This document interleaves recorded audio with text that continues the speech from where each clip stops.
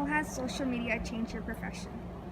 How has social media changed my profession? Okay, so as a newspaper reporter, they say that newspaper is a very dying field or a very dying way to promote news. But I think that with social media and online content, it's become more well known and more popular.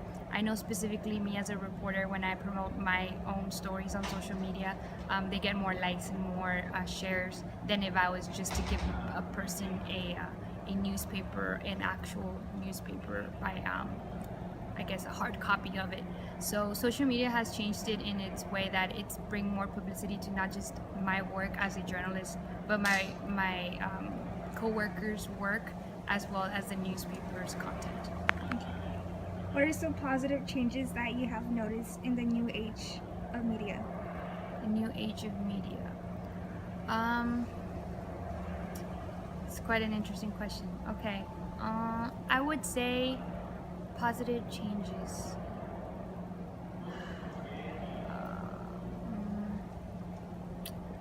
Positive changes. I have a couple negative ones, but you said positive, so okay. Positive changes, I would say. I can't think of that one. What are some negative changes? Okay, negative changes. Okay, negative changes of the new social media. I mean, yeah, the new social media you said, right? Yes. Okay. I would say that a lot of people would take a lot of things out of context sometimes, and so we have to be very, as especially as a newspaper, I realize that we have to be very, we have to see the way we write things, because even when you post something or you share your content or whatever, it can be very tricky because some people can misinterpret it or take it the wrong way, or they might take it the right way and but others might take it wrong, and then it's going to be a conflict. So you have to be very careful when it comes to seeing what you're posting, why you're posting it, and to which audience are you posting it to. When it comes to positive things, I would say social media is bringing the world a lot closer. And with news now, you get to see a look of you get to see a look of what's really going on in the world in an instant. For example, if I was a reporter back in the 70s or something, right, and there was a shooting going on in Paris, I wouldn't know about it until, let's say, a week after, or even 2 days after. But nowadays, when something happens, automatically it's trending on Facebook, it's trending on Twitter, its pictures are trending on Instagram or even Snapchat. So social media has brought a better, I guess, a more close connection to the world around all the different countries and around all the different news outlets. How does media influence culture? How does media influence culture? Okay. Well, media can influence it both negatively and positively. I would say that it influences it in the way that it produces content. So if a newspaper produces content, and it's obviously, when it comes to journalism across the board, TV or newspaper or whatever it is, you have to be neutral. You cannot show a side. But sometimes when you see stories going over and over again on a certain topic, people are starting to realize, well, that's being biased towards that. And if you're being biased towards a certain thing, although you're not noticing it, then it makes you sound uncredible. But that's a different story. The point is that media can influence it in a way that if everyone's covering the subject, it's going to sound repetitive, and it's not going to sound like the whole culture around is being actually covered and actually, I guess, their stories are not actually being told. And culture in its sense is very once again, it also depends on how you write things or how you produce things, because it can affect, for example, one culture can see it positively and one culture can see it negatively. So you need to make sure that it's neutral and that it won't affect or it won't offend people. And if it will offend people, well, I'm sorry, but that's the cold hard truth. um, but once again, like I said, it depends on the way they produce the content or they write the content. Okay. As a media professional, have you experienced a time when local media influenced the community? Okay, I would say let's make it really local, and let's talk about what happened around this time last year with the vaquero issue. Um, the vaquero in UTRGV, when it became the first moment that Dr. Bailey presented to the Board of Regents, the idea, the concept of it being the vaquero as a mascot for UTRGV, obviously all the news outlets were there and they were waiting for the news to break. So as soon as the news broke, I remember being at the newspaper and we were there watching the video live coming from Austin, and we got the vaquero, and we wrote the story. We wrote the story the next day. It became a hit. Online, on Facebook, on our Twitter. It became a hit even when we produced it for the week, for the newspaper for the following week.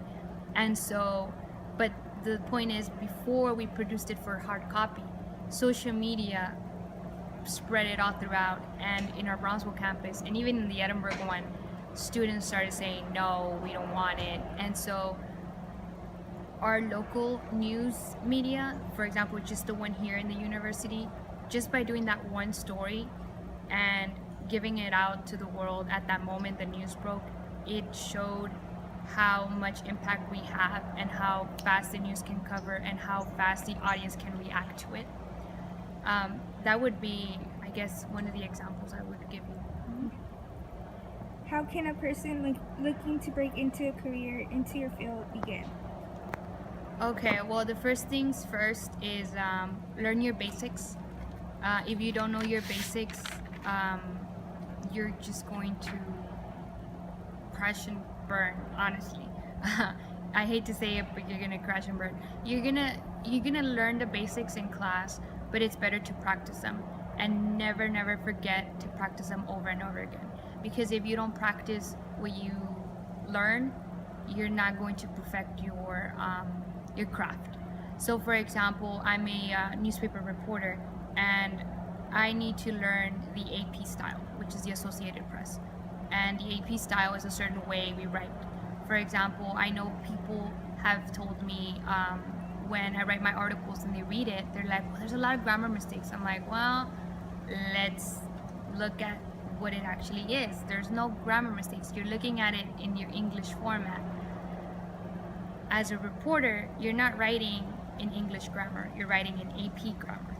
And things, for example, as simple as an Oxford comma, which is this comma, and we don't use comma and. So learning those little skills, as if you're a newspaper reporter, or learning editing skills, learning how to get nat sound for video, learning how to get B-roll, how to capture the emotion of the person when you're interviewing them. All those little things are things you're going to be learning when you practice and practice and practice. And if you don't practice them at the beginning now, you're not going to become a good journalist. And if you're not a good journalist when you get to the field, one, you're not going to get a job. But two, if you do get a job, you're not going to have good readers, or you're not going to have readers, or you're not going to have listeners or watchers for TV. And that means your credibility as a journalist goes down. And you need to have that credibility in order to be a good reporter. Why did you decide to become a reporter? Why did I decide to become a reporter? Okay, well, originally I was interested in going into the law profession. And the main reason why I was going into law was because my mom was influencing me. And then I realized, hey, I'm not about this law profession. So I changed. One day to the other over the summer after graduating high school, I changed majors, and I decided, well, what do I want to do? journalism. So, why journalism is because I've always been interested in, like, apart from the law, I've been interested in news and how they do it. I didn't know how they did it, but I wanted to learn. I wanted to know how they do it, how they get their questions, how they get their sources, how they get breaking news. All those little things seemed very interesting to me, and I've always wanted to be behind the scenes and get to know actually how they do what they do as journalists and as reporters and as editors. What do you love about your job? What do I love about my job? I love a lot about things about my job. One of the things I love is the main things I love is the way the newsroom works, and it just flows in a sense because we're all a family and we all connect one another some way or another. And so they say sometimes that journalists can get kind of competitive, but in my specific newsroom, it's very united. And if one person can't get a source really quick, but another person was there with that source, they can ask the questions for them, and they have that connection. We have that connection amongst each other that brings the whole family and brings the whole paper every Monday to the university. And it's good content and it's good material for everyone to read. Another thing I love about my job is learning how to get connections. So when I started as a photographer, but then eventually I became a reporter. And when I became a reporter, I was thinking, okay, how am I going to do this? How am I going to get contacts and all of that? And getting contacts since the first beginning, keeping in touch with those people is what makes you a good reporter eventually, like when you keep doing it, because those contacts will either give you a hint of what's going on for another story, or they'll give you very good quotes because they know who you are as a journalist. I like to say that I've gotten a lot of contacts throughout these past 2 semesters that I've worked in the newspaper, because I keep in touch with them. I tell them, hey, how's it going? How you doing? What's your department up to right now? Or how was that last event that you guys did? Are you guys doing any more? And so that builds the relationship, which builds a contact and gives you credibility with that source, which will eventually lead to a relationship of source and journalist, and they can give you good quotes and good stories. What is the most outrageous story you had to cover? That's a good one. I would say, and it's already published anyway, I wrote a story last year about the SGA, student government. And I want to be a TV reporter for political journalism. So obviously they say there's a lot of dirt in politics, right? And so my story was about, there was re-elections going on, or elections going on for the following year, for this year. And there were 2 candidates, one from Brownsville, one from Edinburgh. And the Edinburgh candidate was fine. The Brownsville candidate was claiming that the Edinburgh candidate was doing bad things. So here I go, I get my sources, and then it turns out that the Brownsville candidate was wrong. So then it's like, that backfired on the Brownsville candidate, and it just, I don't know, to me it seemed the most outrageous because the source came to me. I didn't go to the source. I didn't know that there was this conflict going on between the 2 candidates. So at the moment I was like, oh wait, what's going on? That person came to me. I was like, okay, I have to go back, write my questions really quick, go back to them. And then I'm like, okay, what allegations are they making?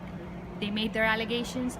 Okay, I get this side of the story, I get the other side of the story, I put them together, and then it's like, okay, but what about the officials? So then I ask the officials, and the officials say, no, the person making the allegations is wrong.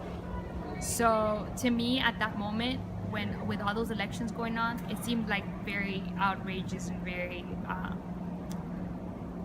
what's it called, controversial kind of topic. Although no one really sees the student, or I don't think anyone sees the student government as a huge administration or government. Well, they are, but not a huge like the U.S. government or something.